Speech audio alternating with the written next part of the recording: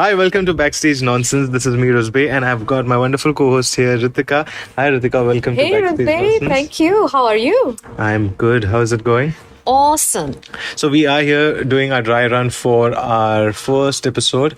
So this is like a pilot where we are testing out. Yep. So what is Backstage Nonsense exactly about?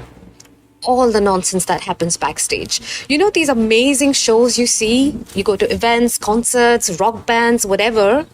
What you see out there for 3 hours or 2, there's a lot of stuff that happens backstage, including actual nonsense and fun. So that's what we're here to talk about. Exactly. See, the idea of the show is to uncover all the nonsense that happens backstage, exactly what the name implies, and to uncover thoughts and what goes through an artist's mind or people who are working on an event, what goes through their mind, and understanding a bit more. So uncovering a layer of event management, but Yeah. also performance, singing, musicians. So we've got a lineup of interviewees, I would say, whom we're going to talk to, dig into their minds, understand what their thought process is on the Yeah. big day. Absolutely. And leading up to the big day, you know, when they're given a set list, when they're thinking of songs, especially languages that they've never heard of before, you know, there's a whole lot of stuff that happens in the background. And I think it'll be amazing to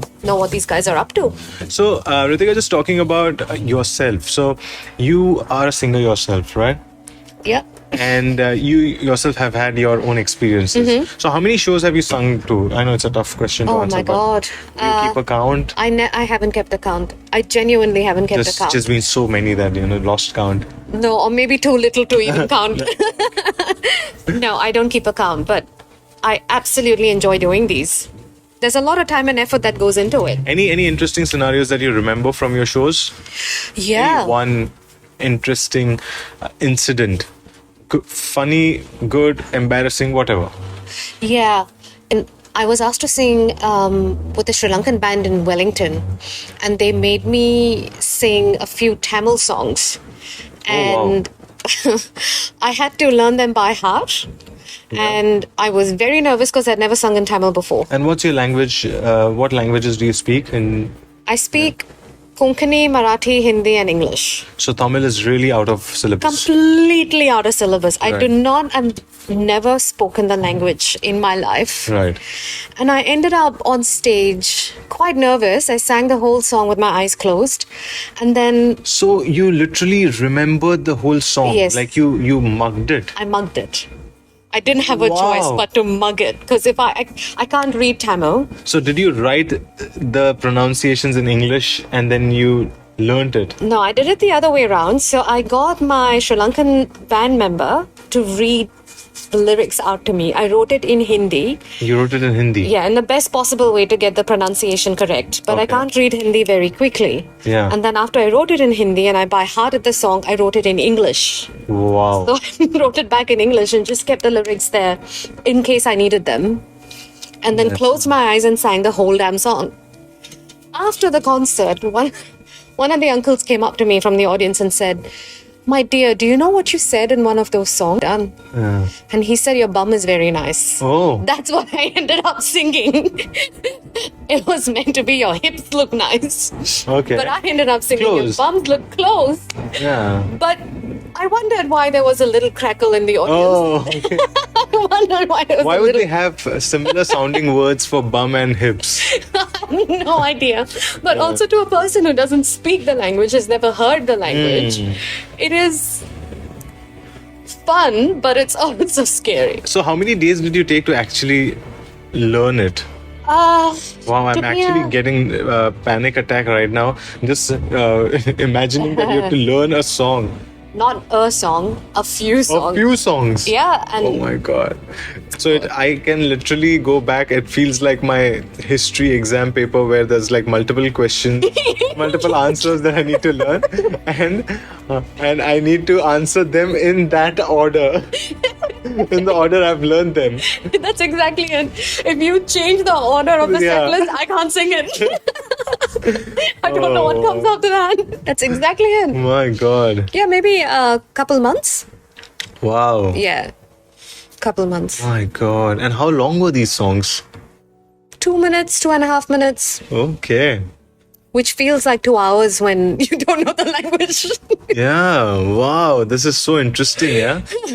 And this is actually like quite nerve-wracking, like for someone to go into, and that too, you're not going into your like comfort area because you're going to Wellington. You went to Wellington for that. Yeah, I used to live there actually. Oh, you used to live to. Oh, Yeah, okay. I used to live there for 3 years. But the way that kicked off was someone back in a few years ago, before I moved to Wellington, had reached out for some female vocalists for a band Right. for one concert. And that was all Hindi music though, all Bollywood. And they reached out to a couple of us here and we went to Wellington. That's how we became a part of that band. Okay. So I didn't move. They didn't find us after I moved. They found us much before I moved. And then Right. after I moved there, I was right there. So, hey Ritika, we're Yeah. having a gig. Do you mind singing? I'm like, okay, cool. That's really cool. So let's backtrack a little now. So you've said about your experience in Wellington. You've been in Wellington for 3 years. But what about your early days? So when did you start singing? How did it all begin for you? Where were you? I started learning when I was 3 years old. And I'm still learning Because your mom's a singer. because my mom's a singer and majority of my family from my maternal side are all singers. Right. Yeah, they either sing or they play an instrument. So there's competition at home. Yeah. How are your get-togethers like? Yeah. Like imagine. Oh, get-togethers are a bucket turned upside down that becomes your tabla. Right. Claps. Someone humming something Yeah. turns into antakshari, turns into someone breaking into a little dance. I'm not kidding. Wow. This is actually that was how my sister's wedding sangeet was. We just did it at home with buckets as tablas and spoons and plates. That's how it used to happen, right? Traditionally, like that. Tuck, tuck, tuck, tuck, tuck, tuck, tuck. That was actual dholak, right? Yeah, And so yeah, yeah. we just used buckets, whatever we had at home. So that's what they say, right? When your singing is so powerful, you don't need instruments. You know, you can just Yeah. go without it. Every single person, like they either sing, they play an instrument, are a dancer, or they have a very, very, very good ear for music. So tough competition since childhood. So Yes. 3 years when you started learning. Yes. And then when was your first performance? Like, When I was 7. wow. And was that like a song or was it? I'd recorded my first playback at 7. First playback at 7? Yeah. Okay. For my mum's. Actually, it was a production by Doordarshan, Oh. Mirabai, and she was one of the producers. And my music teacher was the composer. So he gave me a chance to. Wow, that's he so talked cool. to the rest of the producers, and he So said, where is that piece? I don't know. Okay, so we're gonna link that piece in the description here. No, Ruzbeh, no. Okay. No, this is not public information. Like people don't know. Yeah, so now they know. No. And that's why you need to tune into this podcast. Because see, there is something, there needs to be a hook, right? So that people can get hooked to it. So yeah, this I is where you still get the call. like newspaper cuttings from that. Yeah? Yeah. Okay. So check out our Insta story. We're going to put that up as well. So first playback at 7. Yeah, and they made me act in it as well. Okay, we're uncovering more things now. Okay. They made me act in it Yeah. till they actually found a proper, What? actress, like a child artist. Like till they found a child artist. Oh, okay. Then they redid the shoot for Okay. the once in a lifetime experience. So much fun. Wow, interesting. So that was your first playback. First gig ever was a playback. First gig ever. Well, I used Playback to sing for at home. Doordarshan. Yeah, I used to sing at home and stuff, but Yeah. वो तो when uncle auntie are there that time, right? Yeah, That yeah. sing them Yeah. and show and that. Or even like, really small things like my teacher would make me sing, like, oh, look, some guests have come, Yeah, sing, yeah. to start getting me used to it. Right. But then after that, we did lots of shows in India, like across India. In your growing years. Then mum and I went to the US to do a few Oh wow. in the community, like the Konkani community. And then, of course, here, So when did you move to New Zealand? 2003, about 20 years ago. 20 years ago. Yeah. And then you started singing here as well, performing here, or Yeah. Yeah, actually, a month into us moving here, I started performing. And how old were you then? 16. Oh, wow, that's quite interesting actually. So you started performing at a very young age. Yeah. So that means for you, do you still get nervous when Yes. you get on stage? And I think that's required, right? You need to get nervous, right? Yeah, and my singing teacher in India, like my Guruji always says, like the day you stop feeling nervous is the day you know that your ego has grown larger than you. So always remain grounded. Yeah. Always consider each song as the first you're ever singing. Yeah. Ever. But just don't let nervousness get on Get the you. better of Get you. the better Yeah, of of you. course. Yeah. But even today, like the first, even if you ask me to sing right now and there's no one else around, I'll still feel very nervous. That's just how all his students have been conditioned. Right. Is to remain grounded, like, no matter how well you sing, Yeah. the best of the best years are still going to critique you. Right. Also, I think the nervousness is good because that just shows that you still respect that craft so much that you are conscious of not taking it, like, not doing it wrongly Doing it wrong, insulting yeah. it, or Yeah, that kind you of- want to have your own swag of performing a song in your own style, but at the same time you also want to respect the artist who's originally sung it in their own style, and respect the audience. They've come to listen to live music, they've paid money for it. They're hoping to listen to quality, not crap. Yeah. And it's a question of your reputation, your teaching. Smallest of the mistakes people pick up, if you have an attitude on stage, it comes across your singing very easily. And that's a reflection of who's been teaching you. So it's not only impacting you, but it's impacting Yes, your guru. every single teacher you have learned from. So it's very important to be grounded, humble, but also take every performing opportunity as this is going to help me grow. I'm going to learn something from this. Every single one. Absolutely. So, getting into some lighter stuff now, tell me about the most embarrassing moment on stage for you. Oh, opening song, Shirdi Wale Sai Baba. Okay. And whoever's been in local trains in Bombay. Shirdi Shirdi Wale. Yes. So there were a few of us from Bombay. Yeah. And we were standing in front. And one of the girls on this side, with the mic close to her, Yeah. started singing like that. Okay. Shirdi Wale. Okay. Was this for a show? Like literally a show? Okay. Right. Okay. Yeah, because I've been to. You could hear giggles on the mic. Oh my god. Oh my god. And us standing in front. We were looking at the audience when we started singing. Halfway through the song, the chorus bridge section, she starts going, Shirdi. Front row, head down. No one's looking there. Yeah. No more eye contact with the audience. And she has a very serious face and she's singing. She's genuinely singing. Genuinely singing like that because she wants to. Yeah. And the whole crowd behind, you could just hear like few giggles on the mic. So, yeah. And one of our family friends who was sitting in the audience said, तुम लोगों को पता है तुम लोग का हंसी सुनाई दे रहा था माइक पे Yeah. क्या चल रहा था वहाँ पे Oh my god. They thought her little act was Part of the gig. part of the gig, but it wasn't.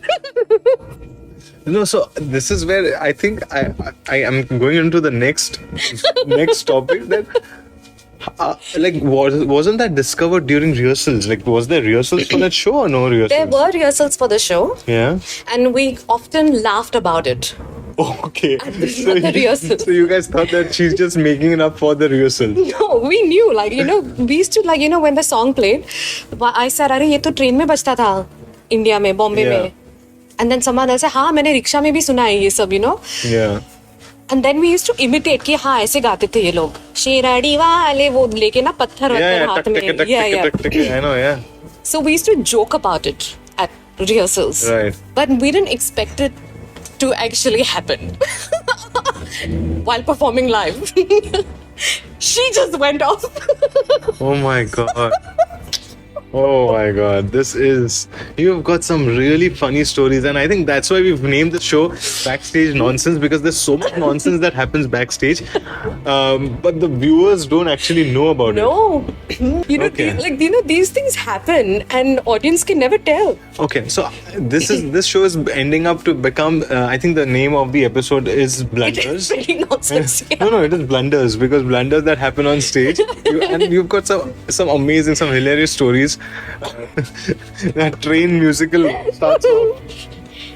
Oh, Yeah, so heaps of such stories, and definitely I think that's what happens on stage. Yeah. But then there's heaps more that happens backstage. Yes. And also a lot more that happens during rehearsals. yeah. How do your rehearsals go? Like how much do you practice before a show? I think it's actually quite dependent on the organizer, but we now for our upcoming show in Oh May. yeah, let's address the. For our upcoming show in May, we're So only what's the doing, show called? The show is called A Cassette in My Walkman. Okay. So it's an English name, a pretty trendy name. Yeah. But A very Gen Z. Gen Z name. Yeah, Yeah. See, yeah. that's the word I was looking for. Thank you. Yeah. But it's going to take everybody from our grandmas to people who have kids. You Yeah. know. Actually, Gen Zs don't even know what a Walkman is. No, they don't. They don't know what a Walkman is. But of late, these people, Gen Z, hear the same songs but in a remixed version. Yeah.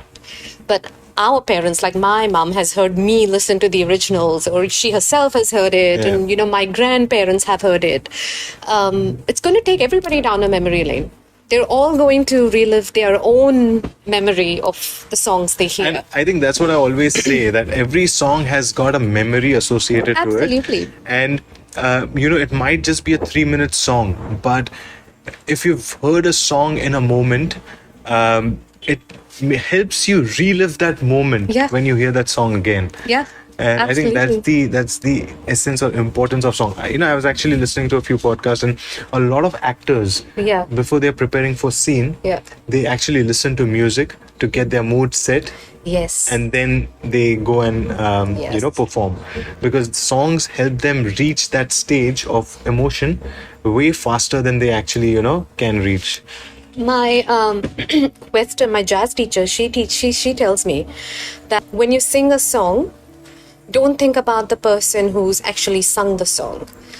Read the lyrics of the song over and over again, and try and figure out how these lyrics connect to you, make it your story, Right. and then sing the song. Yeah. And it makes a huge difference. Yeah. Huge difference. When you You're feel the right. song, You yeah. feel the song. Yes. Absolutely. Well, you've asked me so much about me, but what about you, Ruzbeh? Like, you do a whole lot of stuff. Like, I just you're chill. an RJ. I just chill. I don't know. No. I do- I've I heard do- you on the radio. I do wherever talking is involved. I just go and talk. That's my job. But that's a talent, Well, I don't know if it's a talent or if it's Talking good stuff is like a talent. Exactly, that's why I don't think Yeah. I talk a whole lot of crap too. That's why partially this is called Backstage Nonsense. Yeah. No, I think just to give you a brief background about me. So yeah, I've been I am a radio announcer. I do the drive show Yeah. on one of the Indian radio stations here. I actually wasn't into radio at all before. I moved to New Zealand 10 years back. Yeah. And that's when so it's very strange, I had once in 2015 written in my diary, I used to journal. Yeah. So I'd written in my journal that I want to be a radio announcer. Wow. And it took 2 years for that to materialize. But the only reason it took 2 years is because it took 2 years for me to actually go and apply at the radio station. So I just applied, and that's why I have become a strong believer of manifestation and journaling. So whatever I 100%. write, it actually comes true. Yeah. It just depends on when I decide to do it. So that's how I started. I just got into it. My friends used to tell me in India that, you've got very entertaining personality. Why don't you try something Yeah. like that? And it worked out over here because it's a small country. And that's something that I started off. MCing is something that I enjoy doing. So that's But you do MC for a few shows here, don't you? Yeah, I do small gigs here and there. I do some shows. It's not full time. but it's something that I'm very passionate about. Yeah. I enjoy doing. So anywhere where it's involved talking, Yeah. so podcast is something that I'm very Yeah. passionate about. I started off podcasting actually 2020, just See, I before knew lockdown. you did this before. I had a feeling you've done this before. Podcasts. Yes, absolutely. Yeah, I've done podcasting before, and that's how I could get all these stories out, right? And like 15 minutes into the show, and Smart got boy. the stories out.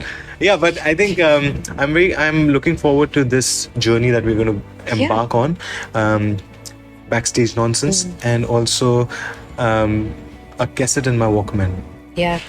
Both of these initiatives, I think it's going to be super exciting, and I'm really happy to partner with you on this. Well, okay, so this is Backstage Nonsense pilot episode. We would hopefully shoot our first episode very Yes. soon, but what you can look forward to listening to is some experiences, some anecdotes, some awesome stories that happen on stage and off stage. And even in the planning stages, when the core team is getting together, you'll get to listen to a whole lot of stuff. Absolutely. So we're going to talk to organizers, we're going to talk to stage managers, Yeah. artists, performers, singers, people who do the lighting, sound, everyone who's involved in getting a show to you. We're going to speak to all of them. Yeah. And we're going to get their side of the story. Yeah. And the reason why it might be beneficial for you is if you are planning to start your career in this area, any of these areas, or if you listen to the podcast and you feel like, oh, this is something that I think I can do, Yeah. then maybe Absolutely. it's a thing for you to try out. Yeah, 100%. And even if you want to have a chat with us, feel free to get in touch.